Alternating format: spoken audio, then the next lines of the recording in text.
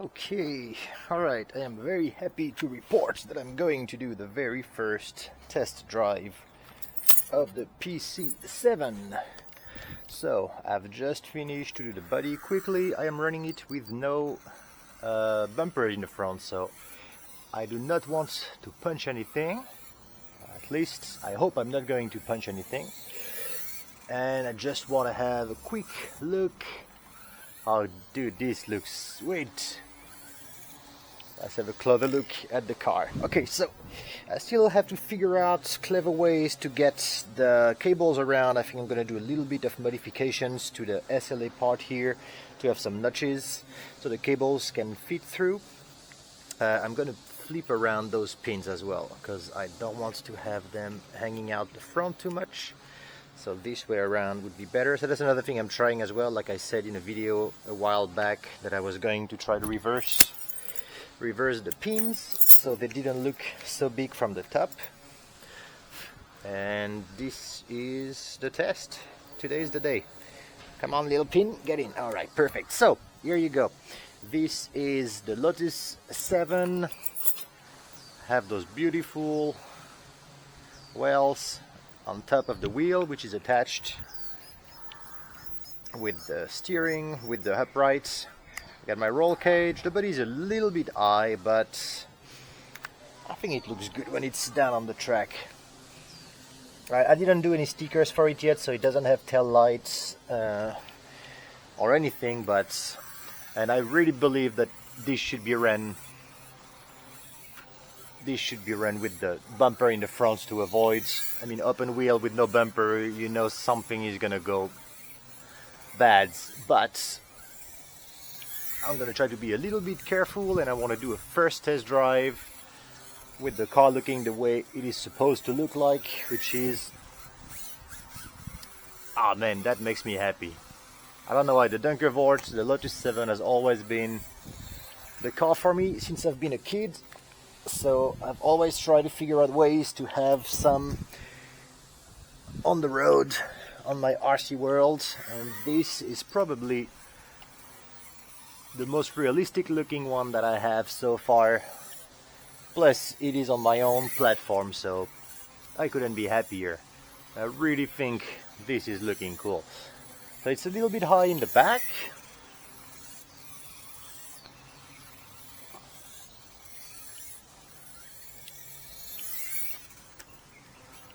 This is the scary bit now, punching the sidebars with open wheels. So I will put the bumper back again for the race tomorrow, but for now I'm going to enjoy the look of the Lotus 7 or Caterham 7 or Dunkervoort, whichever way you want to call it. It is the same car. Ah, it's looking great. So this is with 0 offset wheels, front and back,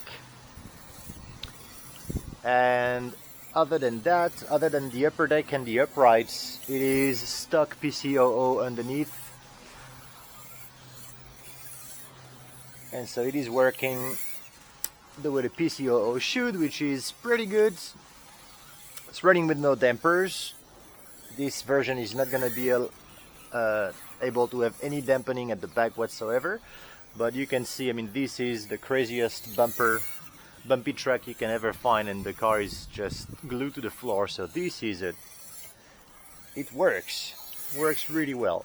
The body, of course, is only velcroed onto the upper plate, the upper deck. No more upper plate. Face first in the wall. This is scary, but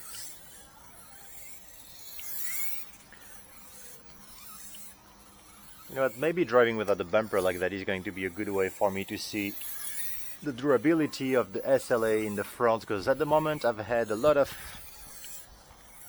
crashes with all of my PCs and nothing has broken so far, but of course I'm driving them with buddies and with the bumper, which is the way you're supposed to drive them. But I'm still curious to know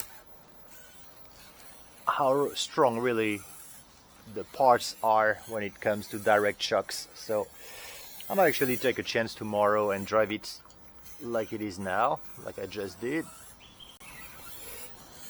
I'm actually a bit worried about the servo. Oh, this is cool. Alright, it's a little bit turned to here because I think of the receiver that's sticking out. I might be able to push the receiver in a little bit more and have the battery slightly more on the other side, but those wheel wells are working super well. I'm really happy about that.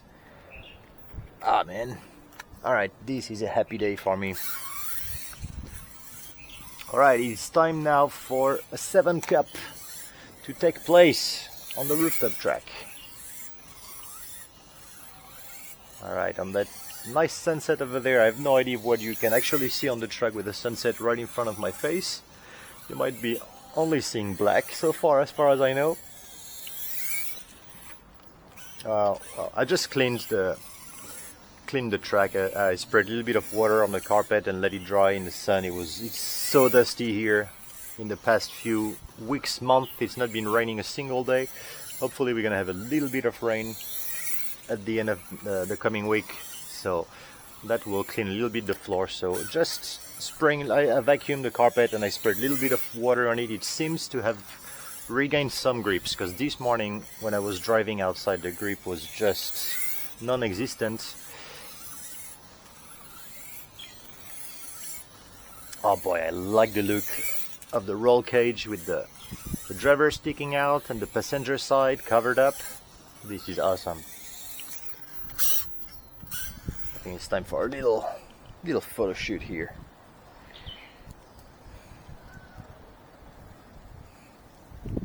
It's always hard to have the visual on a photo looking the way you see it with your own eyes, but yeah, I didn't cut the exhausts very well there. That's okay. It's a first out, so oh man, from the front it's looking really sweet. Alright, that sunset is not helping. It's not helping the photo taking a lot, but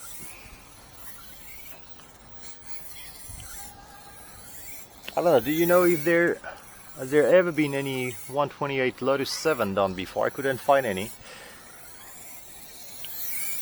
Actually, as far as I know, in RC World, aside from the Yokomo YRS Roadster, I don't believe there's ever been Caterham or 7s done before. I have one of my first 110 molds that I did from my vacuum forming. Is a very square Caterham as well that I'm using for F1 body, for F1 chassis I mean. That was one of the first mold I've made by hand, so it would be worth a redo, but I think now that I have the mini one, I am not going to bother thinking about the 110 anymore, because this is just too cool. Alright, I'm gonna shut the hell up now and just drive in the sunset.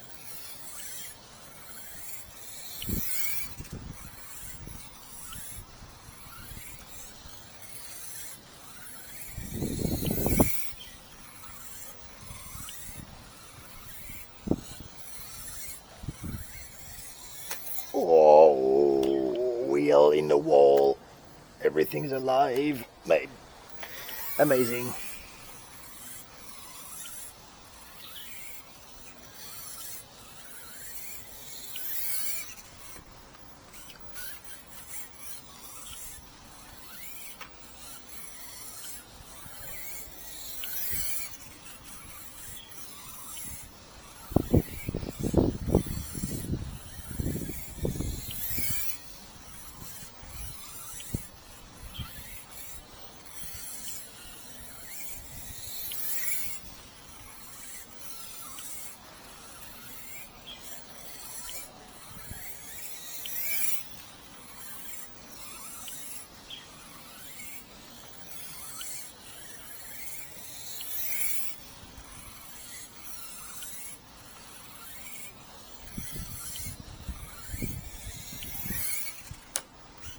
Yeah, I tend to loose grip on braking over there, so I don't actually need to brake at all.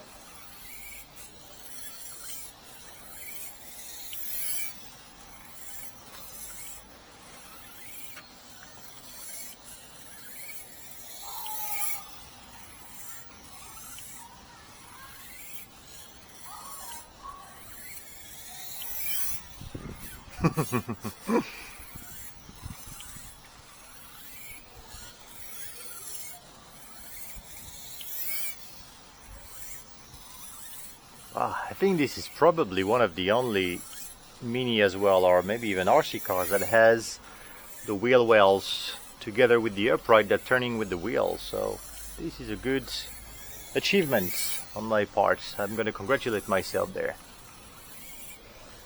This is making the car way better looking.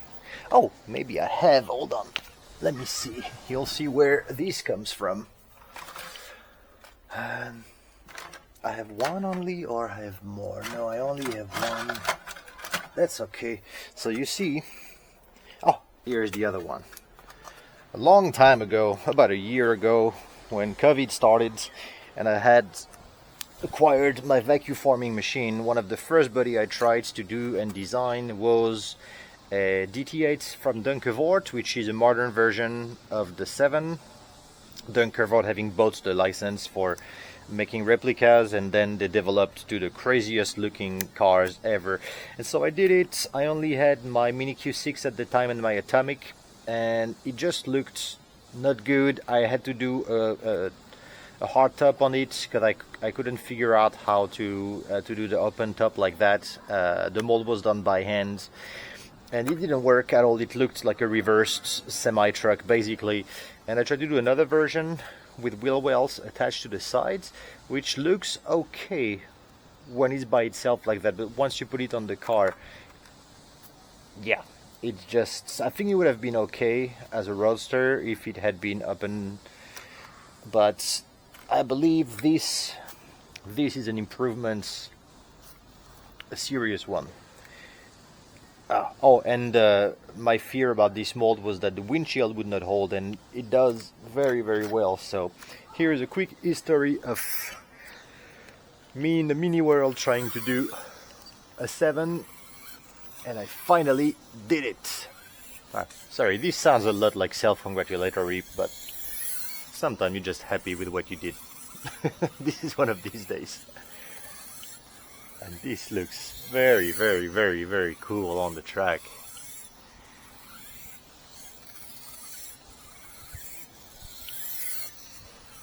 What's really neat as well is to see all the articulations of the car when it's driving, with the front end that is swaying independently from the rest of the body.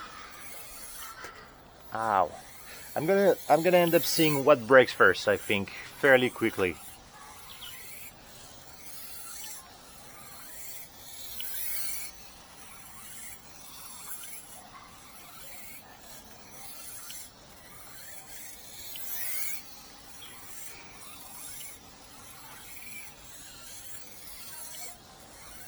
Very, very light, and it's very planted at the same time. I have no fear for my driver with this nice resin roll cage at the back. The windshield looks actually cool like that. I thought I would have to cut the rear part of it, but I don't actually have to. There is a roll cage designed at the back of the windshield that I've painted in black. I've painted the frame of the windshield in silver. I think this is the best looking color for those cars. It's this chrome silver hood piece with the racing green, the English racing green on the body. The rims that I have on that bed, actually, they look a bit like some old BBS or of some sorts.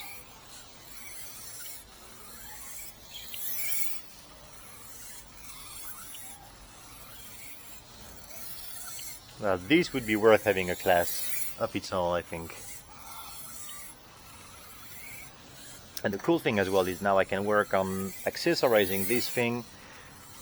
It can be, of course, done without the wheel wells in the front. I'm probably going to work on some headlights right now. There is space for tail lights at the back. Well, there's not really any space because the wheel wells at the back are very close to the tires, but there are light buckets at the back. At least you could have some, maybe with some of those flat LEDs that could be achieved, but in the front you would have to have the lights buckets attached to the hood, so I would have to design that. At the same time, it would be so tiny, I'm not really sure how that would work, but I still think there is quite a lot of accessorizing that can be done on the car. Probably that's the second time. Maybe the skirt here, the sides, I can do something. We will see. It's really cool the way the wheel wells are turning with the wheels. I'm gonna have to do a brighter looking, like a yellow version of that car as well.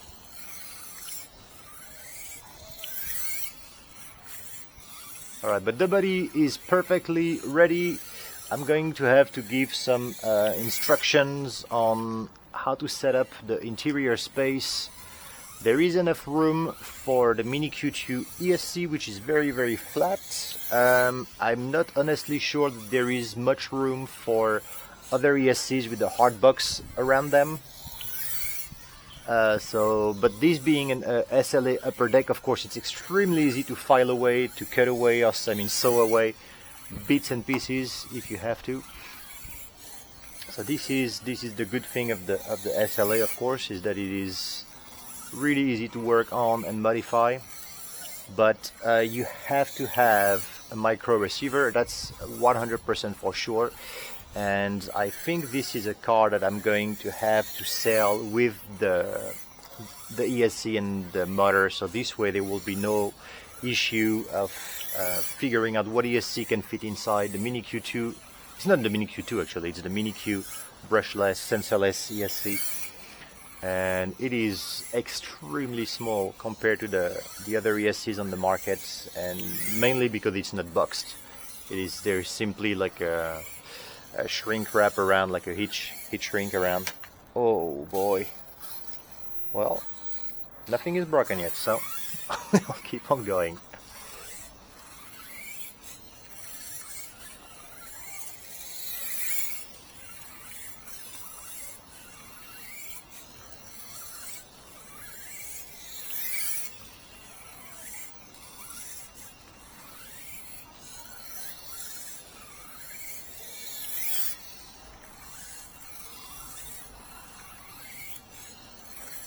Tomorrow morning I'm driving with a Maniac, so I'm really going to have to either not care if something gets broken or put the bumper on.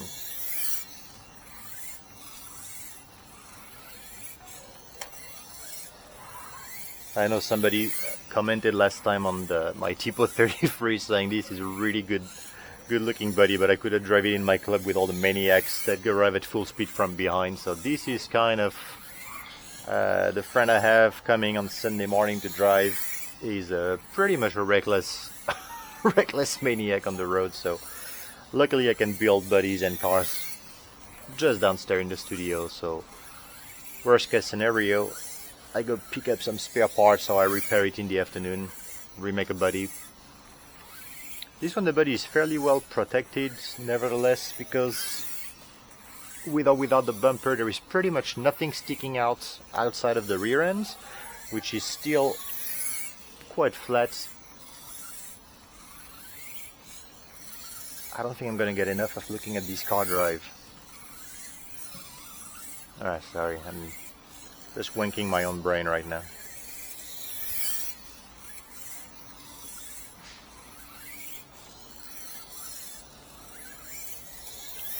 Alright everybody, hope you guys are safe. You have a good weekend to yourself. I'm going to stop the video recording to just enjoy driving all by myself on this beautiful Saturday afternoon. Alright, stay safe everyone, and I'll talk to you again soon. Bye bye.